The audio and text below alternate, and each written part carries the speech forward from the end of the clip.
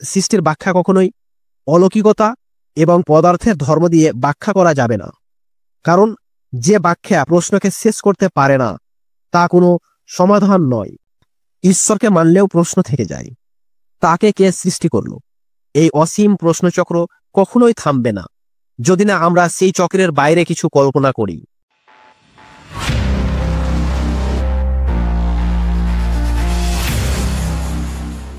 নমস্কার, আমি তুষার, দার্শনিক জ্ঞান ও প্রকৃত সত্যের বিশ্লেষক। ফ্রেন্ডস, আপনি কি কখনো ভেবেছেন এই মহাবিশ্বে শক্তি, আলো, পদার্থ এই সব কিছুর শুরু কিভাবে হলো? বিগ ব্যাং হলো আধুনিক বিজ্ঞানের সবচেয়ে বিস্ময়কর উত্তর। তারা এই সমস্ত কিছুর উৎপত্তির পেছনে বিগ ব্যাংকে দায়ী করে, কিন্তু দুঃখের বিষয় বিজ্ঞান এখনো জানে না বিগ ব্যাং এর আগের মুহূর্তে কি ছিল এবং শক্তির উৎস কোথা থেকে এলো। আজ আমরা সেই প্রশ্নের উত্তর খুঁজব বিজ্ঞান, দর্শন আর কল্পনার গভীরে। আমরা জানি পদার্থ বা ম্যাটার ধ্বংস হয় না, এটাই পদার্থবিদ্যার মৌলিক নীতি। আবার শক্তির বিনাশও হয় না, কেবল রূপান্তরিত হয়। তাহলে প্রশ্ন হলো, শক্তি কি পদার্থের রূপ, নাকি পদার্থই শক্তির এক ঘনীভূত রূপ? আইনস্টাইনের বিখ্যাত সূত্র E=mc² অনুযায়ী ভর বা মাস ও শক্তি আসলে একই সত্তার দুই দিক। অর্থাৎ আপনি যখন কোনো বস্তু দেখেন তখন আপনি আসলে জমাট বাঁধা শক্তিকে দেখছেন। আবার যখন শক্তি ছড়িয়ে পড়ে, সে হতে পারে আলো, তাপ বা নিউক্লিয়ার ফিউশন। এই অনন্ত মহাবিশ্বে প্রতিটি গ্রহ, নক্ষত্র, পরমাণু এই সব কিছুর মাঝে শক্তি বন্দী হয়ে আছে। কিন্তু একটি গভীর প্রশ্ন হলো, শক্তি কি নিজে একা থাকতে পারে, নাকি অস্তিত্ব পেতে হলে তাকে পদার্থে প্রকাশ পেতেই হবে? দ্বিতীয় বিষয় হলো বিগ ব্যাং থিওরি। বর্তমান মহাবিশ্বের সবচেয়ে জনপ্রিয় উৎপত্তি তত্ত্ব হলো big bang theory. Big bang এর ধারণা অনুযায়ী প্রায় 13.8 বিলিয়ন বছর আগে এক অতি ক্ষুদ্র বিন্দুতে এক অজানা বিস্ফোরণ ঘটেছিল, অসীম ঘনত্ব আর তাপমাত্রার কারণে। এই বিস্ফোরণ থেকেই জন্ম হয়েছে স্থান, সময়, শক্তি, পদার্থ সব কিছু। কিন্তু প্রশ্ন হলো, বিগ ব্যাং এর আগে কি ছিল? সেই অসীম ঘনত্ব, সেই বিন্দু উৎপত্তির কারণে কি ছিল? এর উত্তর বিজ্ঞান আজও জানে না। বিজ্ঞান অনুযায়ী আমাদের সময় এর ধারণাটাই শুরু হয়েছে বিগ ব্যাং দিয়ে। তাই তার আগের কিছু বলতে বোঝার কোনো ভীতিই বিজ্ঞানের কাছে নেই। কিন্তু আমাদের মন প্রশ্ন করে, আমরা জানতে চাই শক্তির উৎপত্তি এবং বিগ ব্যাং এর আগের মুহূর্তকে।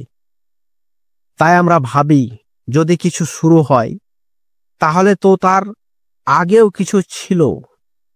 সেই অজ্ঞাত মুহূর্তে কি এমন এক বিশাল অদৃশ্য শক্তির সঞ্চার ছিল, এক সশক্ত অস্তিত্ব যা সব সৃষ্টির আগেও ছিল, সব ধ্বংসের পরেও থাকবে। ফ্রেন্ডস, আমরা আরো একটু বিস্তারিতভাবে জানব বিগ ব্যাং এর আগের মুহূর্তে এবং শক্তির উৎপত্তি কিভাবে হলো। তারপর আমার মূল আলোচনায় আসব।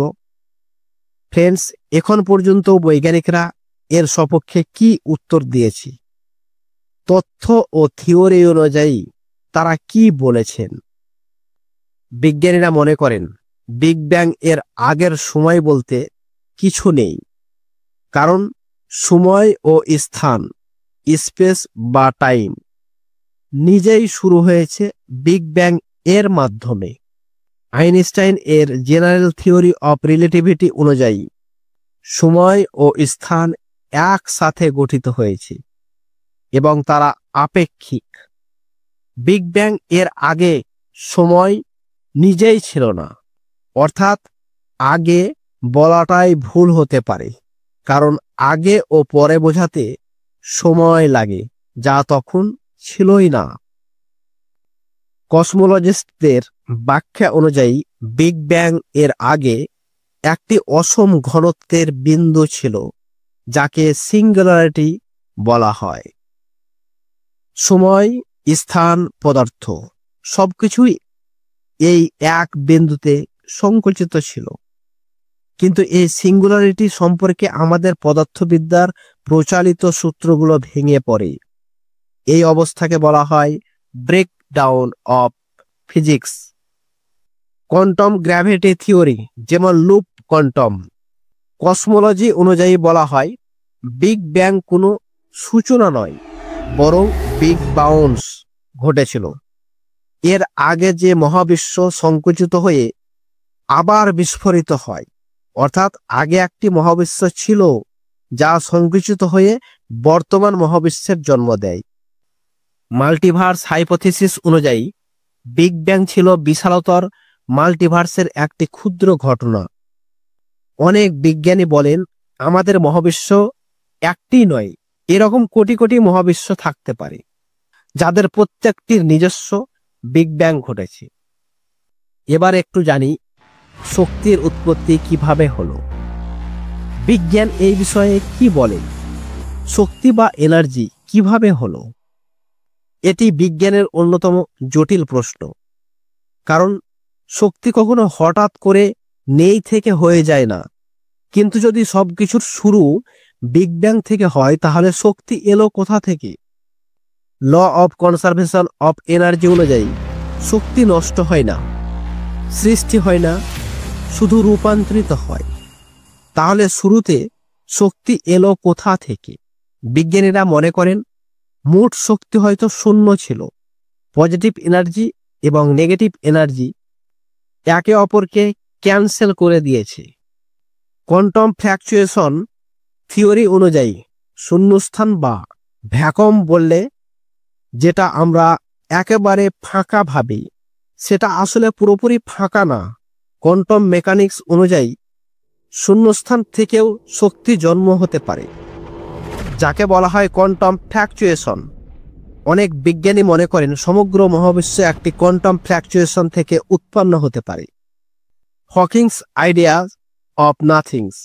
স্টিফেন হকিং বলেছিলেন কিছু না থেকেই কিছু আসতে পারে যদি সময় ও পদার্থ একসাথে সৃষ্টি হয়। নাথিং বলতে এখানে বোঝানো হচ্ছে না কোনো ফাঁকা জায়গা, বরং সময়, স্থান, শক্তি, পদার্থ সবকিছুর অনুপস্থিতকে বোঝানো হয়েছে। যাই হোক ফ্রেন্ডস, আমরা সায়েন্স থেকে জানতে পারলাম সময়, স্থান শুরু হয়েছে বিগ ব্যাং এর সাথে। আগে বলতে কিছু ছিল না বা আমাদের জানার সীমাই নেই। ও শক্তির উৎপত্তি সম্ভবত শূন্যস্থান বা কোয়ান্টাম ফ্ল্যাকচুয়েশন থেকে, অথবা গুরুত্বাকর্ষণ ও পদার্থের শক্তির সমতা থেকে এসেছে। বাট আমরা কি নিশ্চিতভাবে জানি? না, এই সবগুলোই হাইপোথিসিস। এখনো পর্যবেক্ষণ বা পরীক্ষার মাধ্যমে নিশ্চিত হওয়া সম্ভব হয়নি।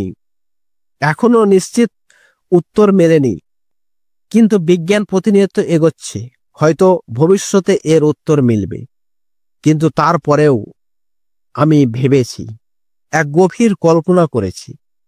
বিজ্ঞানের এসব থিওরিগুলিকে পাশে রেখে এক অন্তহীন সীমানা পেরিয়ে এক কাল্পনিক তত্ত্বের কল্পনা করেছি, যার নাম ইমেজোরা। বিজ্ঞানের প্রতিষ্ঠিত তত্ত্বের বাইরে গিয়ে আমরা কল্পনা করি এমন কিছু যা সীমাহীন, অকল্পনীয় এবং সম্পূর্ণ নতুন চিন্তা। এই ভাবনার থেকেই জন্ম হয়েছে ইমেজোরা নামক এক কাল্পনিক তত্ত্বের, যা শুধুই কল্পনা নয়, বরং এক রূপক, এক দর্শন, যা যুক্তি, বাস্তবতা, সময় এবং সৃষ্টি বিনাশের অতীত ইমেজরা কোনো বস্তু নয়, কোনো স্থান নয়, এমনকি কোনো সত্তাও নয়। এটি এক অনাস্তিত্বের প্রবাহ, এক অদৃশ্য ঝলক, এক চলমান রহস্য, যেখানে সময় নেই, সৃষ্টি নেই, এমনকি ধ্বংসও নেই। ইমেজরা সেই এক শূন্যতা যা নিজেই নিজেকে ছুঁতে পারে না, কিন্তু তার এক ক্ষণিক কম্পনের মধ্য দিয়ে কাকতালীয়ভাবে জন্ম নেয় একটি বিন্দু, এক অস্তিত্ব, এক মুহূর্ত, যা থেকে শুরু হয় আমাদের জানা এই মহাবিশ্ব। ফ্রেন্ডস, এই মহাবিশ্ব যত বিশালই হোক না কেন, ইমেজরার কাছে একটি ধূলিকণার মতো, এমনকি তার চেয়েও ক্ষুদ্র। যেমন আমরা অতি ক্ষুদ্র ভাইরাসকে সরাসরি দেখতে পাই না, কিন্তু পরীক্ষার মাধ্যমে অনুভব করতে পারি, তেমনি আমাদের এই মহাবিশ্বও ইমেজরার কাছে এক অদৃশ্য, অগোচর সত্তা মাত্র। আমরা মহাবিশ্বের ঘটে চলা ট্রিলিয়ন ট্রিলিয়ন আলোকবর্ষ দীর্ঘ ইতিহাস বলে ভাবি, কিন্তু ওই অসীম সময়ও ইমেজরার কাছে তা ন্যানো সেকেন্ডও নয়। যেমন আমাদের শরীর অগণন কোষ দিয়ে গঠিত, কিন্তু একটি কোষ ধ্বংস কিংবা জন্ম হওয়াতে আমাদের শরীরে বিন্দুমাত্র অনুভব করতে বা বুঝতে পারে না।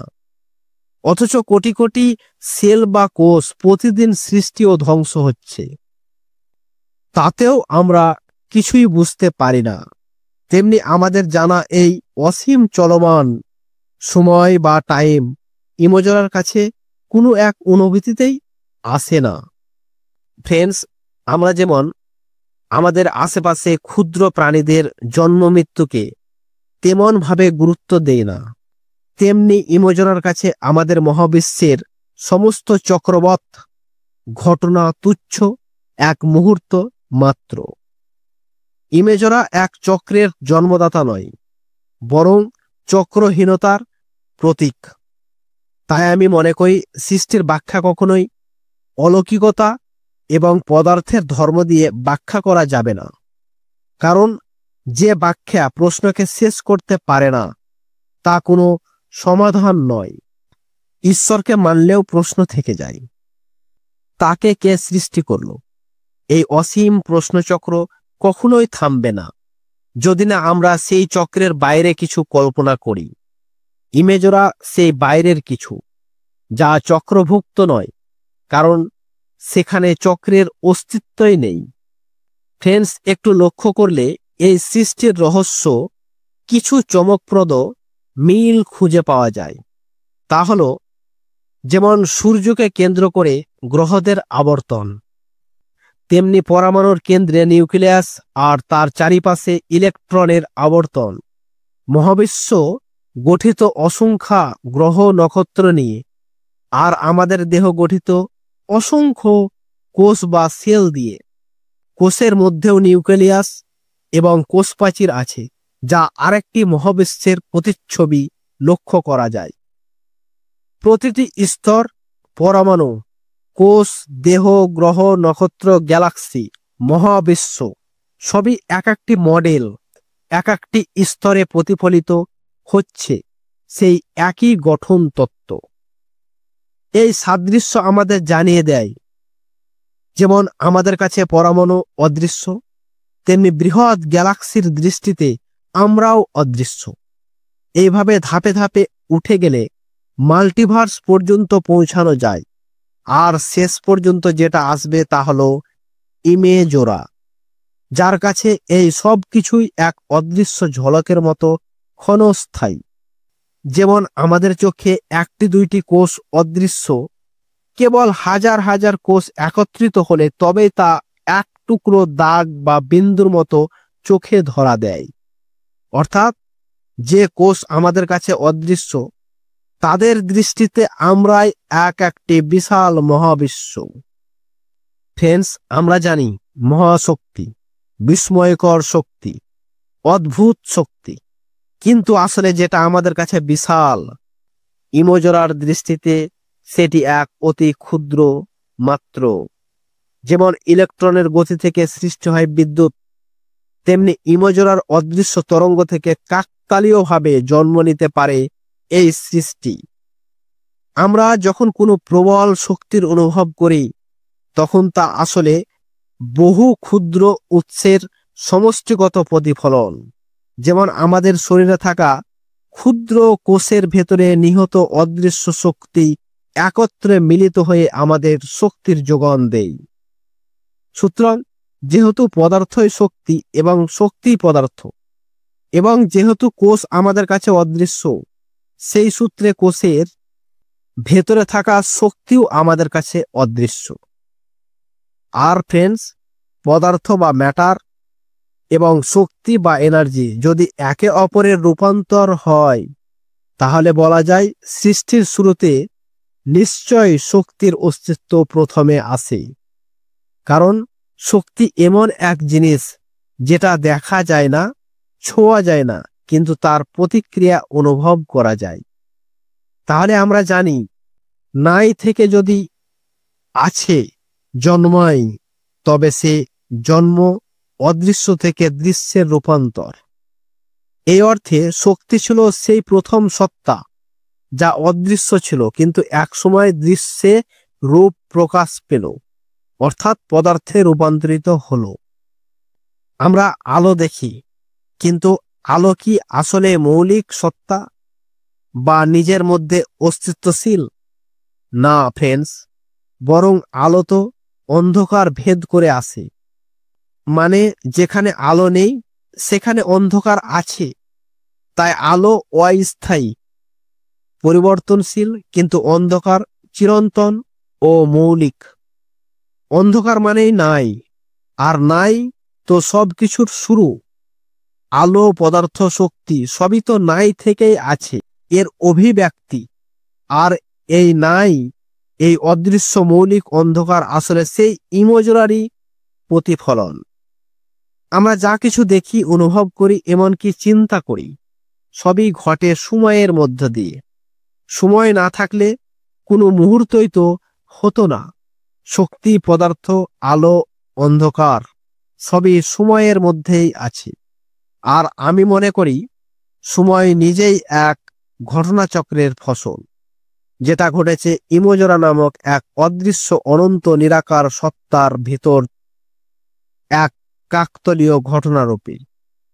ইমোজোরা এক চলমান স্রোত, যেখানে সময় এক ঝলক মাত্র, এক মাইক্রো মুহূর্তের মতো একটি হঠাৎ ঘটে যাওয়া কল্পনাতীত ঘটনা। আমরা সেই ঘটনার মধ্যে আছি, তাই আমাদের কাছে এটি একটি অনন্ত সময় মনে হয়, কিন্তু ইমোজোরার দৃষ্টিতে এটি মুহূর্ত মাত্র। আমাদের এই সৃষ্টি এক মুহূর্তে ঘটেছে। শক্তির এক অদৃশ্য ঝলক থেকে ধাপে ধাপে তৈরি হয়েছে আলো, পদার্থ এবং সবকিছু। তবে এই ঘটনাটি কোনো পরিকল্পিত রূপ নয় এবং কোনো ঈশ্বরের দ্বারাও নয়, বরং ইমোজোরার এক কাকতালীয় অঘটন মাত্র। আমরা সৃষ্টি হয়েছি কারণ এক মুহূর্ত এমনই একটি ঝলক ঘটেছিল। তাই ফ্রেন্ডস, আমরা, এই মহাবিশ্ব, এই শক্তি, আলো সবই এক অদৃশ্য অসীম সত্তার ছায়া মাত্র। আমাদের অস্তিত্ব সময়ের ভিতর বন্দী। তাই সময়কে বা টাইমকে আমরা বাস্তব ভাবি, কিন্তু সময় নিজেই যদি এক ক্ষণিক ঝলক হয়, তাহলে আমাদের এই সব বাস্তব ও এক স্মৃতি অথবা ছায়া মাত্র। সেই চিরসত্য, সেই অনন্ত শূন্যতা ইমোজোরাকে আমরা বুঝতে পারি না, কারণ আমরা নিজেই তার ক্ষুদ্রতম মুহূর্তের সৃষ্টি। ফ্রেন্ডস, আজ এই পর্যন্ত। ভালো থাকুন, সুস্থ থাকুন, আর এই রকম চিন্তাশীল ভিডিও পেতে চ্যানেলটি সাবস্ক্রাইব করুন। ধন্যবাদ।